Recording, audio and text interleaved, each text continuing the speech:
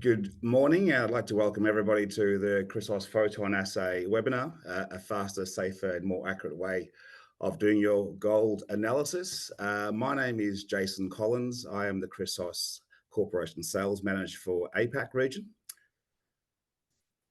Next slide, please, Joel. So just a couple of housekeeping before we continue, guys. So we do have a Q&A session at the end of the session. So you are able to list your questions through the Q&A session. We also have an upvote question. So if you're asking a similar question to some of the other participants in the webinar, you can upvote their question. Those questions will be answered. We are also conducting a poll, so you will notice that there is a poll button there. So if you are keen, please click that poll button and answer the survey questions. So joining us on today's webinar, we do have Dirk Treasure, who's the MD and CEO for Chrysos. We've got Joel Chu, who is part of our technical team. He will also be running through a couple of slides, and we will be joined by Veronica Murray, who is the Ravenswood Gold Senior Geologist, and she'll be running through a few slides as well. So without further ado, I'd like to pass it on to Joel Chu to continue with the webinar. Thanks, Joel. Thank you for that introduction, Jason. All right. So my name is Joel. I'm just part of the technical services team. I'm mainly involved with implementation studies and ongoing application support of the PhotonAssay technology. Today, I'll be talking about the PhotonAssay technology, how it works, how it's different from traditional methods, and also some of the intrinsic benefits of the technology itself. So PhotonAssay was originally developed in CSIRO, which is Australia's national science agency.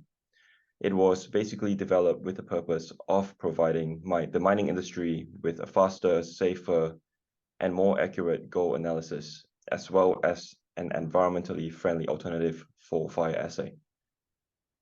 So far, there has been more than 6.5 million samples processed to date, and we have approximately 300,000 samples run on PhotonAssay per month. We have units operating across 3 continents, and one of the main benefits of the technology is that it enables the analysis of gold, copper, silver in as little as 2 minutes.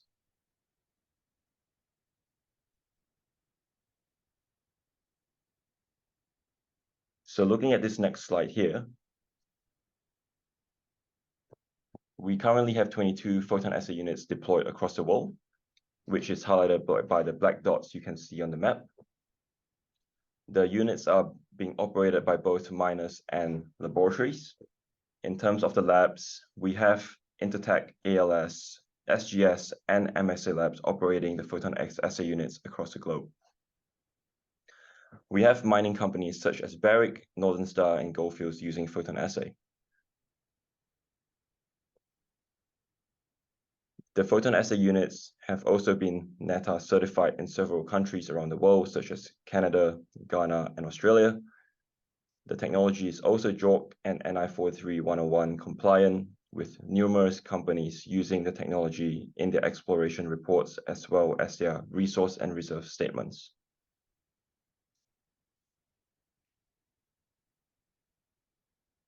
All right, so here we have an example of a PhotonAssay unit deployed on site. Right in the middle of the unit, we have the operator kiosk. This is basically where the operator would be standing and scanning in the jars, measuring the fill and the mass of the jar before putting it onto the input conveyor belt, which is on the far left side of the image you can see. Once the jar is on the conveyor belt, everything is basically automated. The jar would be transported into the PhotonAssay system for measurement. And then once it's completed, it would come out on the output conveyor, which is on the right side of the screen.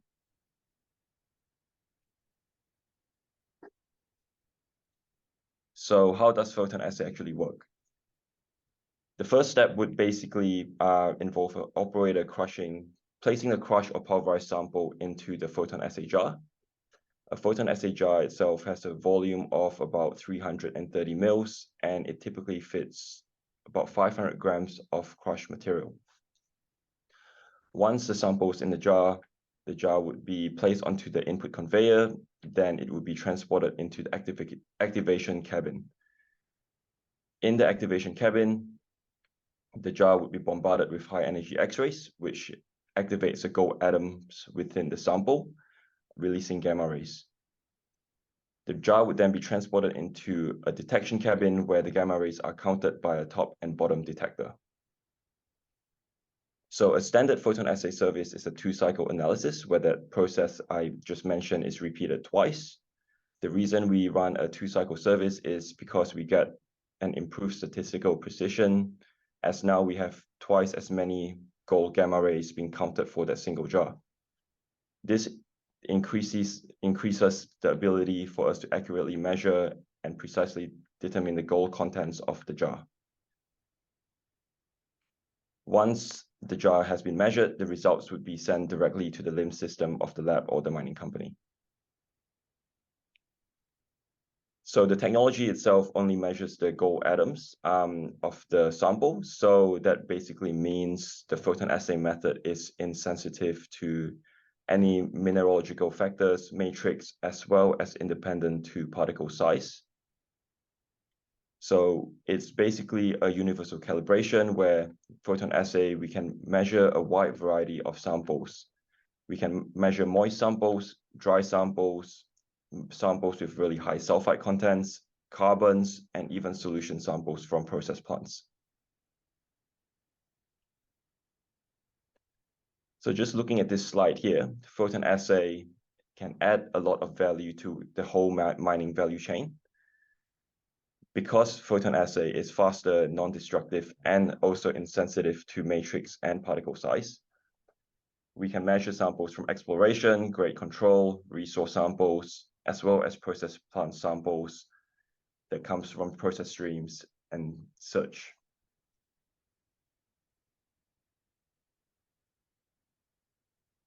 So PhotonAssay basically offers a faster and more simple alternative to fire assay. The PhotonAssay steps can be broken down into 3 simple steps. The first step would be to dry the sample, followed by crushing of the sample and loading into the jar, and then placing it onto the conveyor belt. You'll be able to get the results in as little as 2 minutes as soon as you put the jar onto the conveyor belt. In comparison, fire assay involves a lot more steps. As you can see on your screen over here, there's about 8 to 9 steps that's involved with fire assay. Fire assay usually requires a large team of skilled operators, and the fire assay process itself has a high number of human touch points, which is a potential for human error. Not only that, the fire assay operators are also exposed to hazardous chemicals, lead, and high temperatures. If we have an in-depth look of the comparison between PhotonAssay and fire assay, one of the main benefits of PhotonAssay is the time per sample. So PhotonAssay provides a much faster turnaround time. Usually, you'll be able to get your results in 2 minutes. In comparison, a fire assay lab would usually turn around your results in 4 to 8 hours. Another key benefit of PhotonAssay is the larger sample size measured. A crushed product will be able to measure about 500 grams in comparison to 50-gram fire assay aliquots. And we know that measuring a larger sample size it's key to reduce sampling error. As the PhotonAssay technology is also a non-destructive technique, the samples in the jar, it can be retained for any follow-up analysis if required.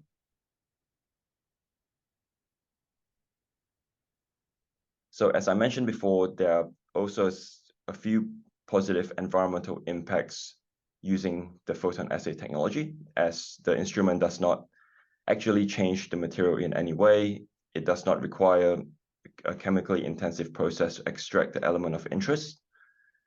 So PhotonAssay, it improves the OH and S through basically the elimination of hazardous chemicals, lead exposure, and ultra high temperatures typically used in fire assay analysis. As we know, fire assay operators also requires routine blood tests to monitor their own lead levels.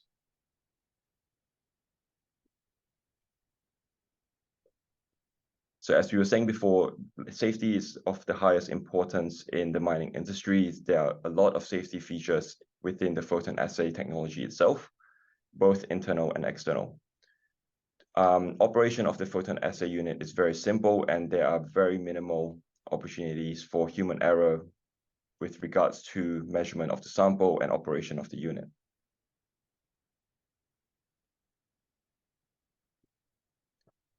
So on the right side of this slide here, you can see photos of Chrysos deploying the photon assay units across the world.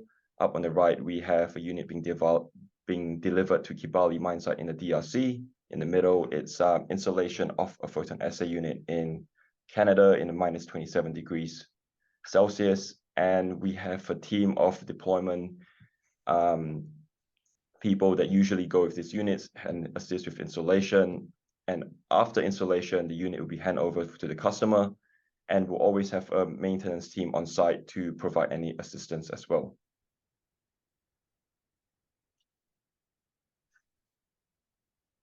So just to go through a bit of a summary on the photon assay, it is basically a faster alternative to fire assay, and it is also a very safer measurement method as well, because you don't use any hazardous chemicals. And we measure a larger sample size as well, so that would basically reduce a lot of sampling error issues faced by a lot of mining companies. I'll hand over the presentation back to Jason, where he'll introduce our next presenter. Thank you very much, Joel. Appreciate that, mate. Thank you. All right, now I'd like to hand it over to Veronica Murray, who is the Ravenswood Gold Senior Geologist. We do have a few questions that we will be asking Veronica, so I will lead into that. Hey, Veronica, how are you? Oh, good. Thank you, Jason. Very well. No worries. Awesome. Thank you. So I guess question number one, I guess, is to ask is why did Ravenswood look for an alternative assay solution as opposed to their traditional method? Yeah. So I'll just start by thanking Chrysos for allowing me to speak today. It's a real honour to be able to showcase our operations here and to discuss how this collaborative partnership with Chrysos and the photon assays really allowed us to hit our milestones and reach our goals in a relatively short amount of time. So in order to sort of give a well-rounded answer to that first talking point, I'd just like to give a little bit of background to Ravenswood. Mining has been going on here for about 150 years now. Gold first discovered in about 1868, with historic mining sort of going through to the war, but more modern mining kicking off in about the 1980s. So we've always had an on-site lab. That lab has gone through many different transitions and gone through many different hands, to the point where when Ravenswood Gold took over this operation, Ravenswood Gold is a new company, took over operations from Resolute in early 2020. We had an on-site lab that was running a power system, and Ravenswood Gold was really looking for options that would match the goals of turning what was a relatively small operation up to about a 7 to 7.5 million tonne throughput operation. So we needed a new system that would allow us to run through our grade control and our mining samples. And the system that we had in place, which I mentioned was a power system, just wasn't going to be able to provide that service. So Ravenswood Gold was looking for a cutting edge. Photon assay is a new technology, and through that, like I said, that partnership with Chrysos, they knew that this type of analysis was going to be what the mine site needed to be able to keep up and provide that feed through to the mill and the processing operation.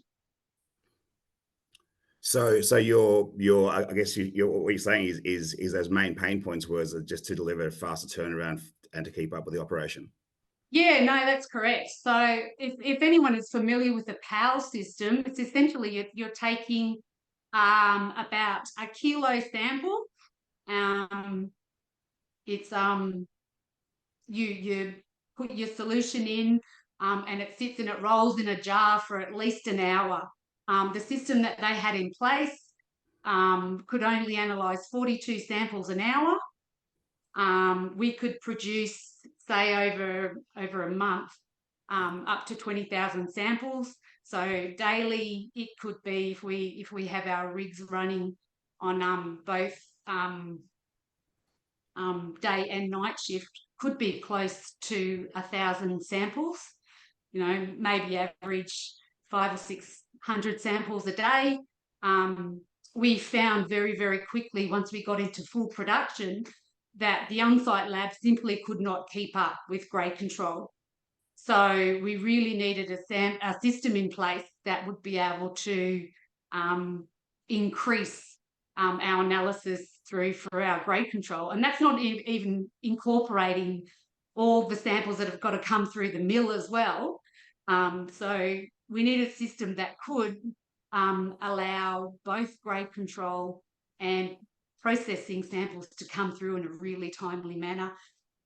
We found at one point nearly 12,000 to 14,000 samples behind that we needed to get analysed. And yeah, like the power system was just not keeping up with the increase in production. For sure. So apart from your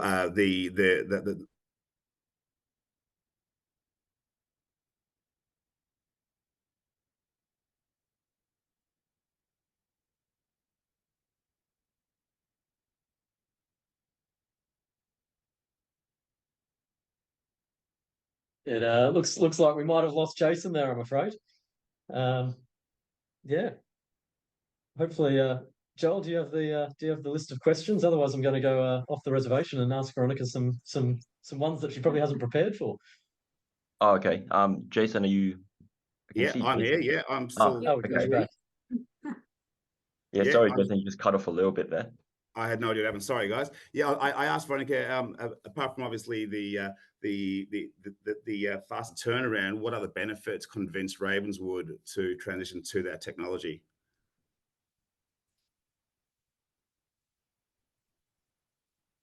No, can you hear me? Hello? It looks like we might have lost Veronica as well. I think, Veronica, we may have, because she seems to have frozen there. That's all right. We might let Veronica reconnect. I think there's a couple of questions that have come through during the discussion. So while Veronica reconnects, yep. Perhaps Joel, do you want to just tell us? So there's a question here of can we run silver and copper? Yes. Yes, we can most definitely run silver and copper on the PhotonAssay unit. So for silver, silver is measured concurrently with our gold service. So we can measure gold and silver at the same time. As for copper, we use a high energy X-ray to basically measure copper. So copper would have to be measured separately from gold and silver. Thank you. And it looks like we've got Veronica back. So back over to you, Jason. Veronica. Hey, Veronica, you there? Yep. I'm here. So the question was, so what were those other key benefits that convinced Ravenswood, apart from the time and the speed to get through those samples? what were the other key benefits that convinced Ravenswood to transition to the new technology? Yeah, so yeah, when Ravenswood took over, they were looking for innovation. We're taking the mine from what was about a 2.5 million tonne throughput mill up to 7.5. They'd invested a lot of money to bring this mine site up to, you know, the biggest gold mine in production in Queensland. We really needed a system that would do justice to the investment that Ravenswood Gold we're putting into this site. That the photon assay was going to give us that. And as an example, we're at the moment just doing a little bit of near mine exploration. I mentioned before that the power system, it could be a couple of days before you would get assays back through it. Sometimes we were waiting up to a week, which when you're dealing with a site of our size where we've got production right behind our grade control, we don't have the ability to wait for weeks or months to get our grade control assays back. So yeah, just to move on with that resource story is we can get results back within a 24-hour period from when we actually submit them to our lab. So yeah, being able to make changes on the fly with resource holes has really been a game changer. So we were looking, Ravenswood Gold was looking for that ability to be able to make those changes quickly. You know, same with the grade control, we can get those results back. Do we need to put more drilling in? Have we, you know, we are a narrow vein sort of system here. We like to call our gold, it's nuggety, but it's fine. And having the turnaround within a 24-hour period allows us to be able to infill drilling if we need it, and still not impact on mining production because we have such a quick turnaround. So it's given us flexibility from a geology perspective. Instead of waiting, you know, like I said, a week for grade control samples, or could be even months for resource sample returns, we can make these changes really quickly or make additions, and that technology has allowed us to do that. So photon assay has been a real game changer to us. It sounds like the impact that it's done on the operation has been quite big there, right? So yeah. And we were sort of talking about pinch points earlier on. Like the machine was on site. I do believe it was delivered about August last year. It really only took a couple of weeks to get it like installed and up and running. It was simply in terms of our side, laying a big concrete slab and putting a shed up. The machine came in, with, like I said, within a couple of weeks, it was up and running. That side of having the photon assay on site was seamless. What we didn't anticipate was the fact that it could read something like 70 samples an hour. So what in hindsight is a wonderful thing, if we had our processing facilities in place to be able to keep up with a system that can read up to 70 samples an hour, when we were used to, like I said, you know, maybe 240 samples like in a 24-hour period, you know, 40 samples an hour using PAL, and that's if they didn't lose the samples, because there was a lot of manual human error involved in that, and I don't think I could even count how many samples that we lost in production using the old PAL system. The photon assay is non-destructive. Our system is set at about 2 cycles, so we can have a sample read every minute.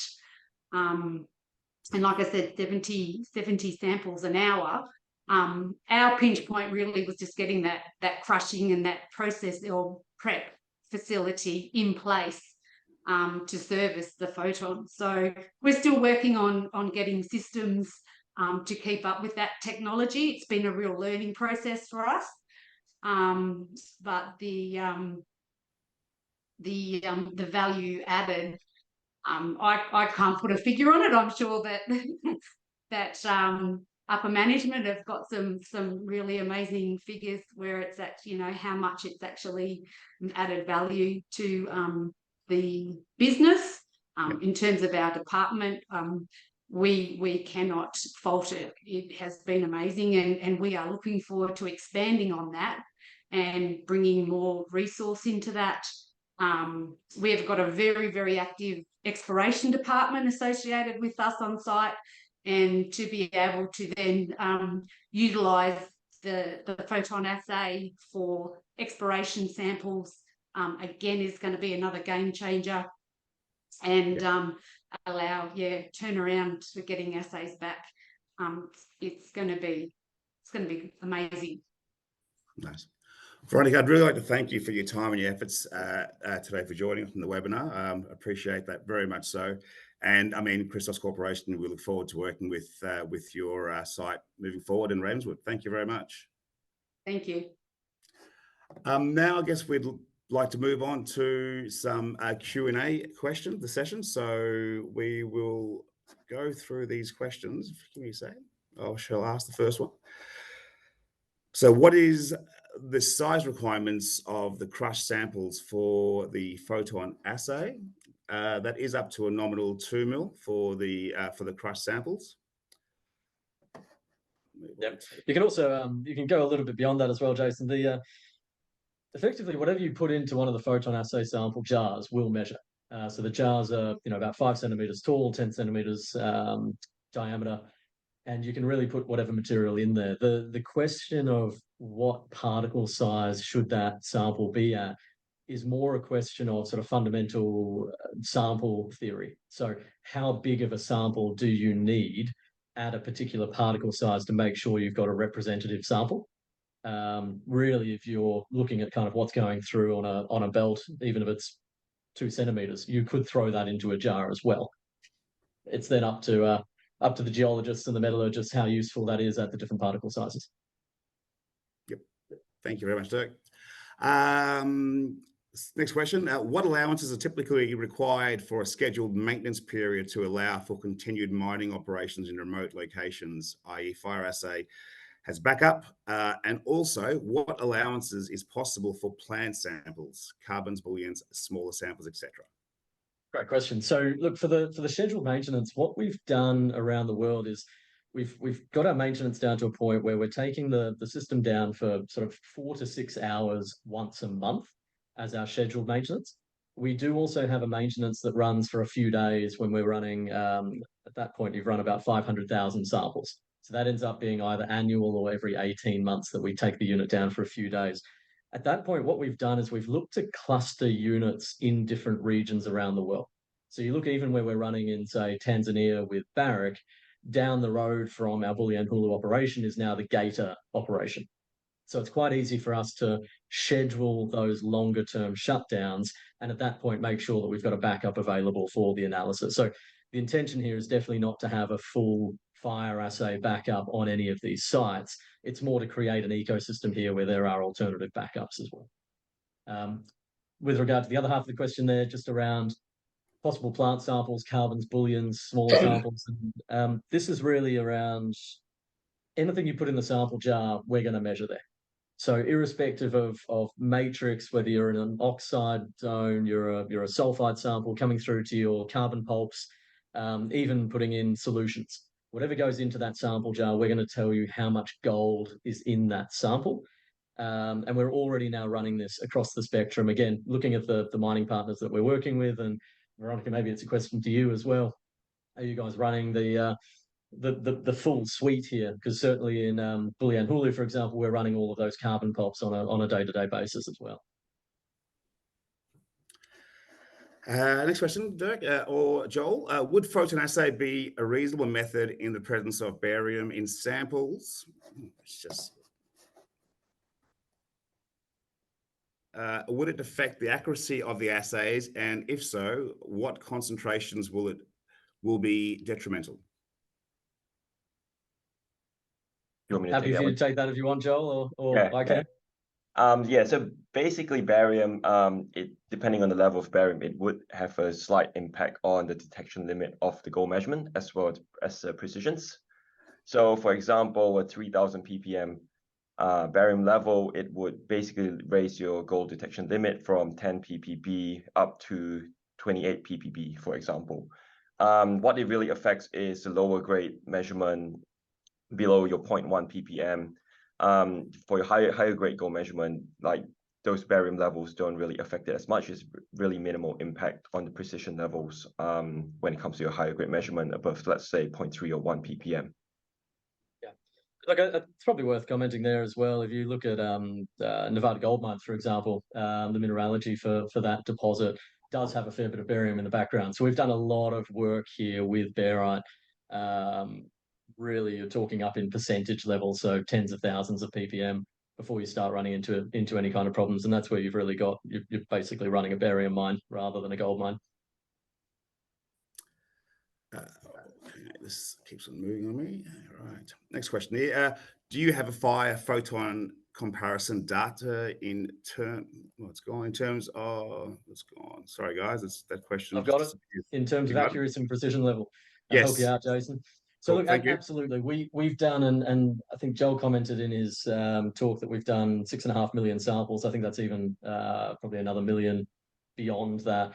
But there's been hundreds of thousands of samples here where we're running against certified reference materials and then direct like-for-like studies. So some of the big gold miners have run studies of up to 100,000 samples, direct comparison of running through PhotonAssay, and then taking that same physical sample, because it's a non-destructive technique. So taking that same physical sample and actually running either multiple fire assays on that sample or running fire assay to extinction, PAL, screen fire assay. So we've got all of that data available. In essence, basically ties up that if you've got greater than 0.3 ppm, we're going to give you a better result than fire assay.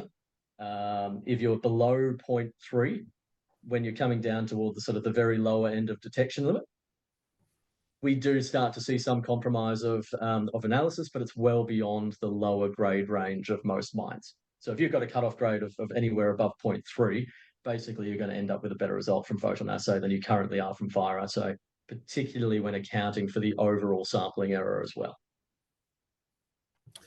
Next question, guys. What is the impact of analyzing for copper on sample turnaround time? So copper can run one after the other for gold. So what we can actually do is have a sample go through the unit for gold, be analyzed, and then go straight back through the unit again for copper as well. So your turnaround time there, instead of being 2 minutes, might be 3 minutes, but really no overall change. It does impact the overall capacity of the unit because we run the sample through twice. So a unit can run 40,000 samples per month or 72 samples per hour, depending on which way you want to look at it.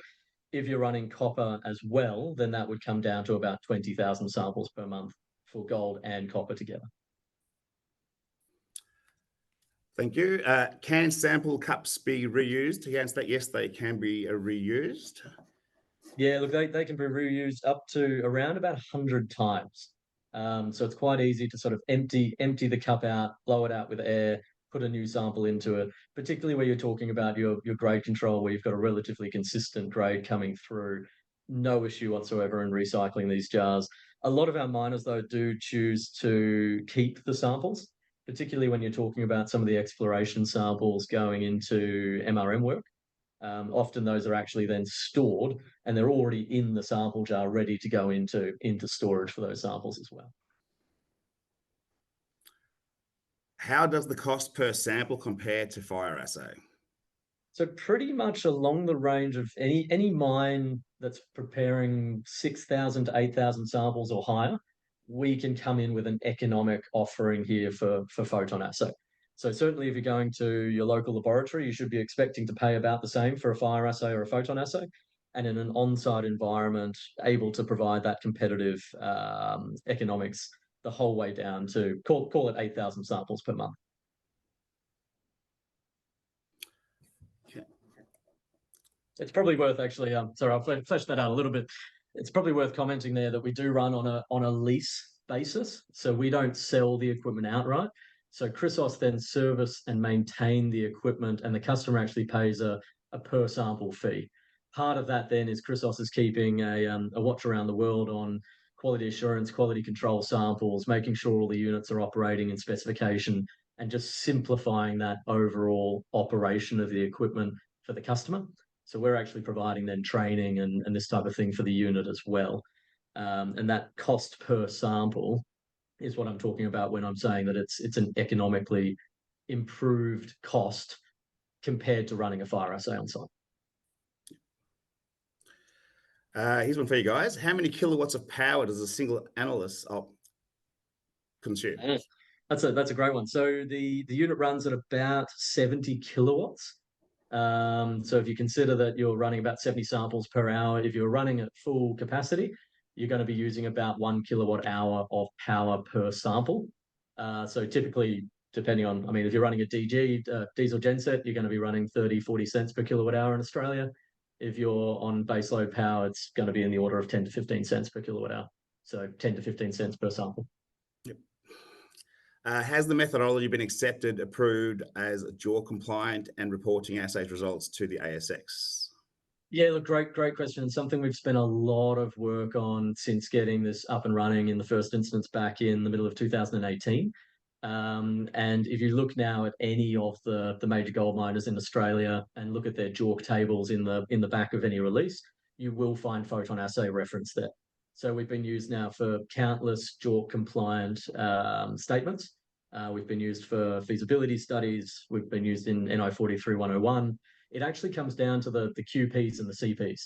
And what we've, again, spent a lot of time doing is working with your competent persons under JORC or qualified persons under NI 43-101 to provide all of that information of photon assay versus fire assay versus PAL versus screen fire assay to illustrate that for their particular ore body, it is actually the best technique and is going to give the most precise and accurate result. And all of that information we really make available to our customers as well going forward. So definitely being used all around the world for compliant releases. What other elements will PhotonAssay be able to analyze? Well, currently we're just doing gold, copper, and silver, but I will pass this to Dirk. He might could add something to this, Dirk. Look, the good thing for us is the technology itself is applicable to a very wide range of elements. We've really focused on, in the gold space, what are the other elements that are going to add value to our mining partners? So what are the other target elements here? We're looking at, say, for a copper porphyry deposit, you're going to be copper, molybdenum, gold. So we want to be able to expand into molybdenum. For a VMS deposit, you add things like zinc and lead. So there's kind of a natural progression here for what we're broadening the technology to. But to Jason's point there is, yeah, we've been running now silver for a couple of years. We've been running copper for about 12 months now, both of which are commercially available, and we'll continue to add additional elements as we go. Is it possible a smaller commercial machine will be coming out that could do 5,000 samples per month? 5,000 is probably getting a little bit low for us, but it actually depends on the location. So we are working with a company up in northern Canada that has been like talking sort of Nunavut, snow, middle of nowhere. And the cost there for running fire assay can end up being sort of $40, $50 per sample. So it's not actually a question of how many samples specifically per month. It's actually a combination of samples per month and cost per sample. So particularly when you're operating in these more complicated regions, even down at 5,000 samples per month, we can provide improved economics compared to fire assay. So it's really a question of the specific opportunity. Reach out, we'll provide you specific details on any opportunity that anyone's interested in. Thank you, Dirk. Are there any other elements that will impact detection limits beside barium? Good question. Yes, there are a few. Things like high uranium and high thorium will actually impact the precision of the result. And then it becomes a question of what is the ratio between the uranium contained in the sample and the gold contained in the sample. And yeah, if anyone's interested in the specific details behind that, we do have a paper on it. So please reach out, and it tells you exactly what the impact of different levels of uranium would be. Apart from uranium, thorium, barium, the only other things that give us sort of a little bit of head scratches, things like bromine. But typically bromine doesn't appear in many samples unless you're mining in a salt lake, which there is a little bit of in the Pilbara, and we've actually found ways to get around that as well. How is the performance of gold accuracy and precision in copper concentrate products, and is there any recent data available? So the precision within copper concentrates is excellent. And typically your copper cons are running quite high grade gold relative to sort of ore grade. And what we find is that the higher and higher grade gold, we're actually getting a better and better result. Something like fire assay tends to have a relative precision. We've got more of an absolute precision. So the higher the grade, the more precise the result. And as I said before, it's completely agnostic to matrix. So putting a concentrate in there is something that we can absolutely analyze to a high degree of precision. Would this technology work on electronic waste material? We actually have done some work on this. Right back when we kicked off the company, we were working with a company called, I think it was someone that actually used to work for Tesla. And yes, you can actually analyze it. And the benefit there is the fact that you have significantly reduced sample prep.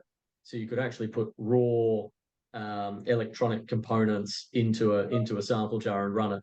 At this point, though, not really a focus of ours. If someone wanted to particularly go in that direction, we'd basically be looking for a partner to work on something like that. Okay, thank you. What are the impacts of fill factor? What is the minimum requirement? So the more full the jar, the more precise the result. And part of that is actually a mass question. So the more physical mass that you put into the sample jar, the more gold you actually have by definition then in the sample jar as well. So the more that you fill the jar, the more precise the result. The minimum fill for the jar is about 60%. We don't actually run samples below a 60% fill, which means for a crushed material, you're talking 300 grams. For a pulverized material, in the order of 200 grams. Yeah. What are your recommendations for use in certified reference materials, given the limited number of certified ones available and the issues already encountered with those? Yeah, look, great question. So we have actually done a lot of work recently on certifying with PhotonAssay the CRMs. So if you go to a provider, for example, like Aureus, a lot of the Aureus Gold CRMs are now also certified for PhotonAssay. We always recommend using a CRM that is also certified for PhotonAssay, rather than trying to use a fire assay result for PhotonAssay. And look, part of that is depending on the gold CRMs. At times for fire assay, you can get incomplete dissolution of your gold into your lead button. And that depends on the refractory nature of the ore and all of this type of thing for the CRM itself. Because PhotonAssay is an elemental technique, we don't have any of those things occurring there. So sometimes you can end up with a slightly higher PhotonAssay grade relative to your fire assay grades. So always suggesting use a CRM that is certified for PhotonAssay. And they are readily available around the world. And we're continuing to expand the CRM manufacturers that we're working with as well. Okay, and finally, can you comment on the possibility of using this technology for gold ore sorting on rock particles or bulk material, bulk sorting, considering it is penetrative? And yeah, great question. We've done a little bit of this, more as a calibration process for bulk ore sorting. So if you think, because you don't have to prepare the sample, so we can run rocks through in the sample jars and deliver back the grade of those rocks, we've been able to then use PhotonAssay to help calibrate in ore sorting. At the moment, we can't actually use PhotonAssay directly to run ore sorting. Is it a possibility in future? Perhaps. And again, it's something that we would then be looking for a partner to help develop. And just continuing from that question as well, Dirk, can the 2-minute analyze time be even shortened to serve the sorting purpose? Yeah, absolutely. So the analysis itself is actually 15 seconds of irradiation and then 15 seconds of detection. So an individual analysis itself is actually already shorter than that 2 minutes. Joel commented before that we send the samples through the system twice because you get an improved precision from doing that. So certainly the analysis time can be shortened beyond that if we were to look at some kind of ore sorting capacity. And look, if that is of interest, please reach out after this webinar, and it's something that we could have a more detailed discussion on with regard to application for ore sorting. Just waiting on a few more to come in. Last question here: what are the size requirements of crushed samples for photon assay? So that I think we answered that one at the start. We answered that one right at the start. So that's the 2 mil. You put it in a jar, we'll measure it. Yep, exactly.